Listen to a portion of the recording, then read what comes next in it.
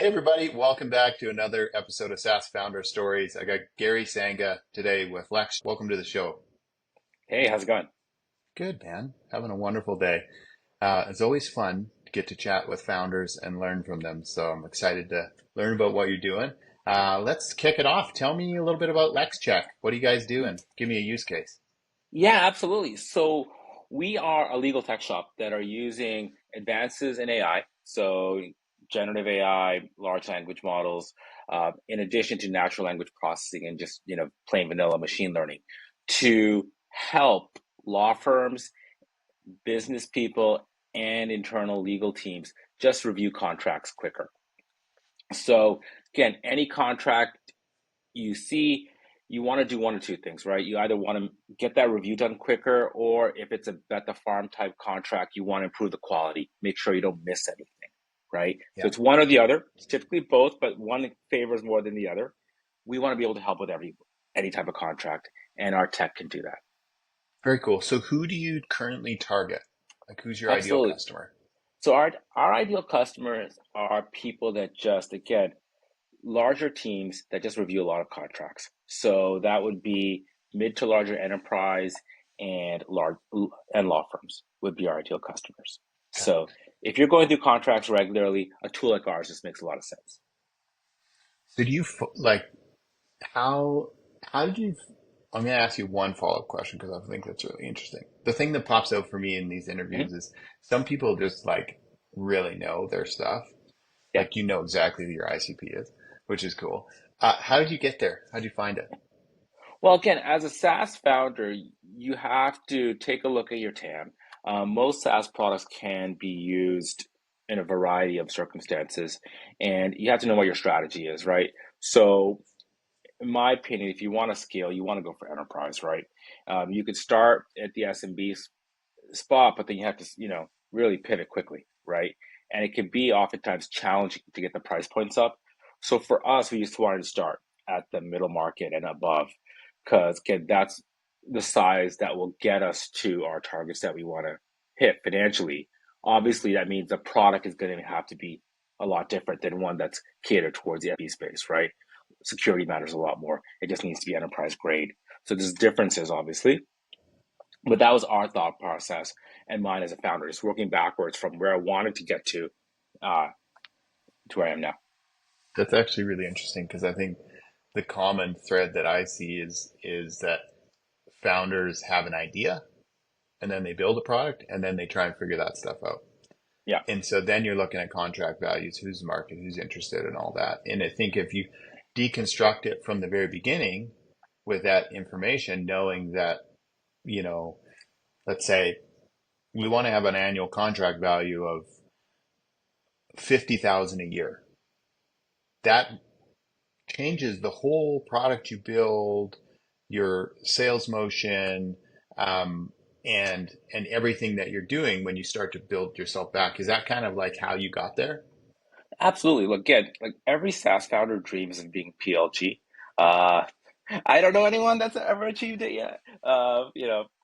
Maybe the Figma, Canva, and Miro people, but I don't. But if you're not doing PLG, that means you have to have sales reps, right? So if you have customer acquisition costs, if you're investing in sales and marketing, now you got to start working backwards, right?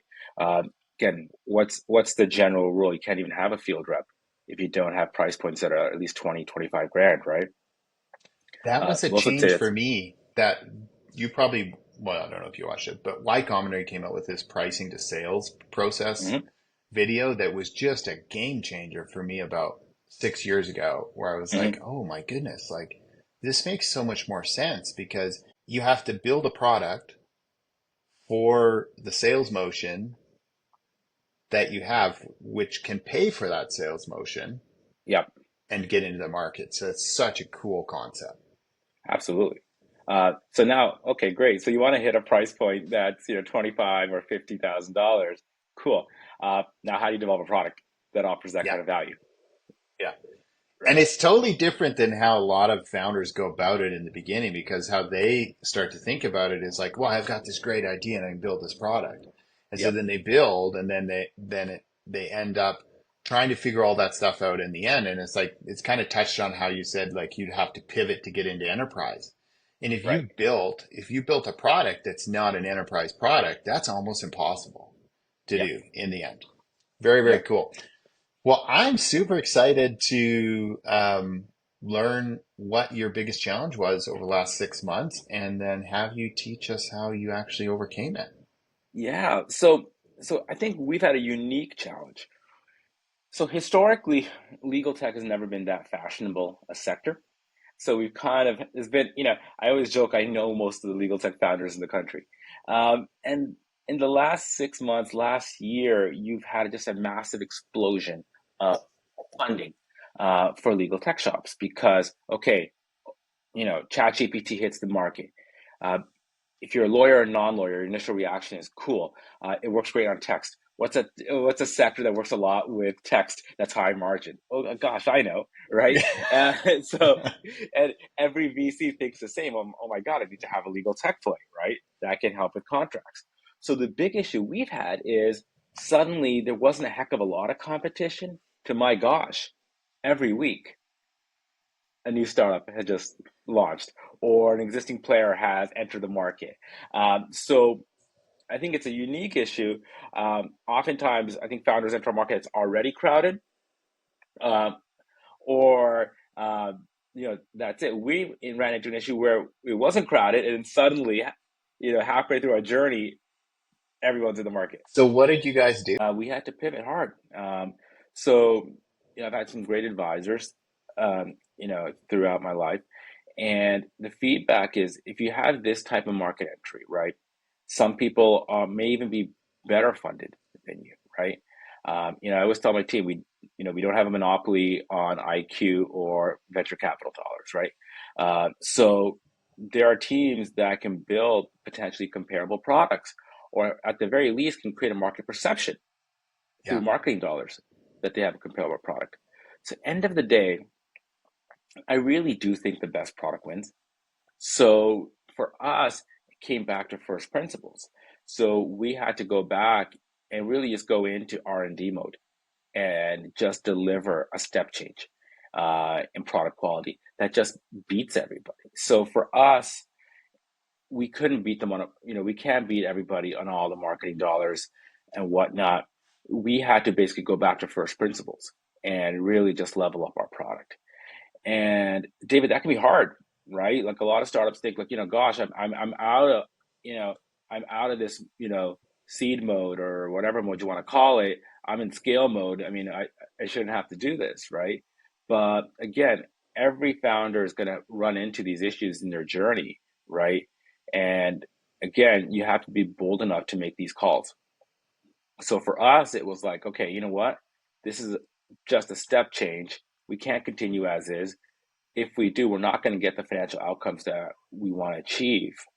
We actually have to take a step back and just, again, revamp our product completely and just come out with something that is just a step change better than anything else out there. That's how we're going to win. So did you go all the way back to the very beginning of the drawing boards and say, okay, let's rethink this whole I'll say problem industry or how did you do it? Yeah, yeah, exactly, exactly. There's no totems. There's nothing that was untouchable. Let's just get back to first principles. We have an advantage. We have an existing customer list. We have existing technology. Okay, there's all these new entrants. They have new insights. So let's just go back to first principles. If we have to do it again, how do we do it? I've been very fortunate. My investor group has been very supportive. You can imagine having these type of conversations where we're like, hey, you know what? In terms of the long-term benefit, we have to make a big step change and really divert resources into R&D versus scaling. Uh, a lot of people may not react well, but my investor group's been great. They understood it, and I think we're really set up well. So for you guys, I think it's always interesting to like dig into that process because there's going to be a lot of people that have to do what you did, right? And so if you think about like if you're going to give me like 6 or 7 things that I need to do, how would I do that? Like I'm in that position. I realize that the market's changing. I realize that we have a huge amount of entrants in, and we have to pivot. We have to change. We have to do something that significantly differentiates us. The reason why I ask this, because I think that right now, if you look in the whole SaaS industry, there's a ton of companies that are in that.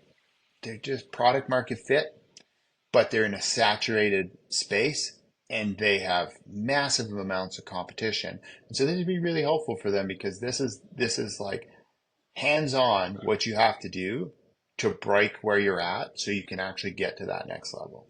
Yeah. And so lots of thoughts. End of the day, your product has to be compelling, right? So you have to back into that. How do I make a product that is just a step change better than everyone else, right? So here's some tactics. Number one, if you're early, you have the problem where you have to frankly create a category or create all these features and whatnot. It's frankly liberating in one sense to have competition because you can now get inspiration from everybody else, from everyone else's R&D, from everyone else's learnings, right? And you can improve upon that. It's so much easier to improve, stand on the shoulders of others, right? So Yeah. you have that advantage, right? Number two, I think you have to go small, smaller dev teams, just that are decisive, no more working by committee. You have to just really, I think the CEO of SpaceX mentioned this, that small engineering teams can just perform a lot better than larger teams. And I've seen that, where smaller teams are just more nimble, they move quicker, there's no decision by committee. That's very powerful. Lastly, there is no such thing as being too close to your customer. Just really, really being close to your customer. If you have I would still call it the advantage of being an incumbent. That means you have existing relationships. So I would challenge every founder to really just roll up your sleeves and get close as you can to the customer. That combination is really going to set you up well for success. Do you have questions that you ask the customer or you train your team to ask the customer that opens up that gets you what you need to know from them? Yeah, so the key thing is just really asking for radical candor, Hmm. right? So for me personally, if someone says they love it, I get skeptical, right? Because there's no way you could just nail it from the get-go, right? So you really just want to get radical candor and just let people know, look, listen, you're not hurting my feelings and you're not doing me a favor, right? Like, tell me why this sucks. Tell me what you have to, what it has to do to be better, right? And again, it's not the customer's job to tell you what the compelling solution is, but they can definitely help you by explaining, why you're off, right? And just constantly iterating until you hit it. Very, very cool.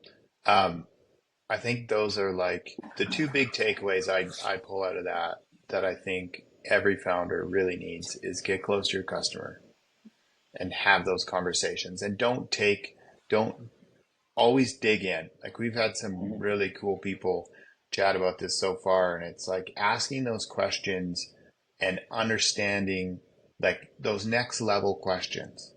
Why is it doing that? Like digging down, into the situation really allows you to understand what's going on for them so that you can actually um, make those changes. So Right. I mean, amazing advice. how many founders actually sit and actually look, on a Zoom call or whatever, ideally in person, and watch their customer use their product? Like, just sit there for a half hour or an hour and Yeah, just have the customer explain how they use the product. How many founders do that? not nearly enough. I can Yeah, promise you that much. Cool, man. Well, that is absolutely awesome, and I'm so excited to see you guys explode. And I can't wait to see what your what the new product opens up for you, or the new development. What's the one thing, if we could help you with anything? What's the one thing you would ask for help with to yeah, find that absolutely. market? Ken, contracts are a pain in the butt. They're a bottleneck to business, right? So we can help you out. So if contracts are an annoyance, they slow down your sales cycle. Legal's expensive. Give me your buzz. Perfect. There we go. We got it. I think I got a couple people I'll connect you. Awesome. Awesome, man. Well, thanks, Gary, for coming on. Really appreciate it. And thank you very much. Thank you.